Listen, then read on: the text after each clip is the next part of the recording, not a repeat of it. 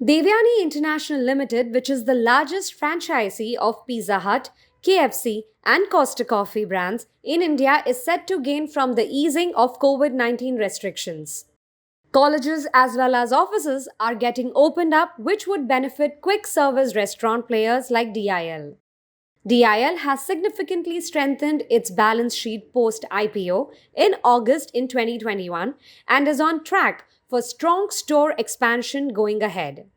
With the recent acquisition of Pan India rights, except Tamil Nadu, for opening delivery focused Pizza Hut stores, we expect additional growth opportunities for DIL. DIL is the largest franchisee of the Yum brand in India, accounting for about 65% of Yum's overall network in country. The company has a portfolio of highly recognized brands. DIL has a diverse cuisine with product offerings at multiple price points, ranging from less than 100 rupees to about 1000 rupees, which enables it to cater to a vast consumer base. Apart from the Indian market, DIL has also rights to operate the Pizza Hut and KFC brands in the international markets such as Nepal and Nigeria. DIL has a strong relationship with parent Yum, with Yum holding about 4.4% stake in DIL. In the last fiscal, DIL acquired 51 KFC stores operated by parent Yum in India. With the steep reduction in the COVID-19 cases and consequent easing of restrictions, we expect DIL to accelerate store expansion in the current fiscal.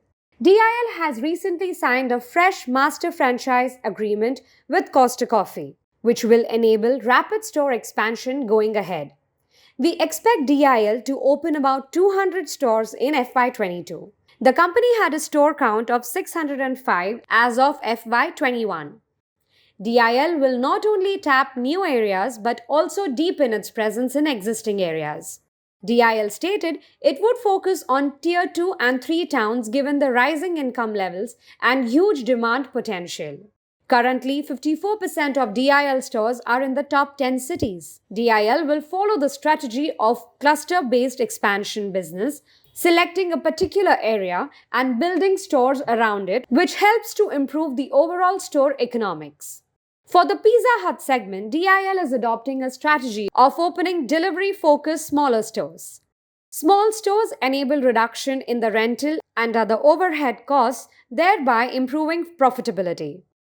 Furthermore, Pizza Hut will focus on the delivery business, which has relatively higher profitability.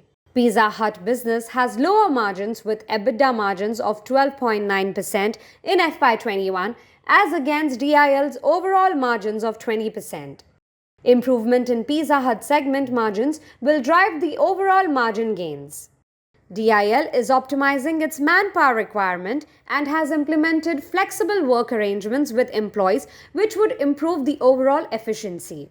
With faster store expansion across the core brands, DIL will realize benefits of better apportion of corporate overheads as well as benefits of centralized and increased sourcing, which would be a key factor in margin improvement. DIL is also adopting digital initiatives which would improve the overall efficiency of the business. DIL has focused on improving profitability in the last fiscal. DIL exited the loss-making tea business of TWG in both India as well as the UK market. The tea business incurred a loss of 35 crore rupees in the last fiscal. Furthermore, the company also exited non-performing stores at costly locations such as airports. DIL closed about 50 stores in the last fiscal. DIL's operating margins improved by about 300 basis points in FY21, largely owing to these measures.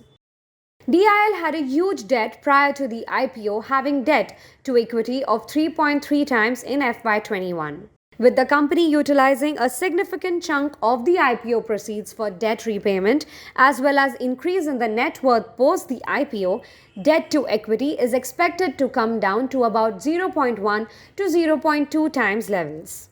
The store expansion plans would be funded from internal accruals. Furthermore, with the increasing scale of operations and improving margin profile, we expect DIL to break even in FY23. At current market price, the stock is trading at about 27 times FY23 projected EV/EBITDA estimates. The stock is at a steep discount to Jubilant FoodWorks given the latter's much bigger size and better operating metrics. The valuation is comparable to other QSR players such as Burger King India as well as Westlife Development despite DIL having better scale and profitability. Both Westlife Development and DIL have non-exclusive rights, but DIL has multiple brands as compared to single brand for Westlife. While Burger King has the exclusive franchise rights pan-India, DIL has much higher scale of operations, better financial metrics, as well as multiple brands as compared to a single brand for Burger King. DIL has huge growth potential for expanding all its core brands in India. We recommend investors to add the stock in the portfolio.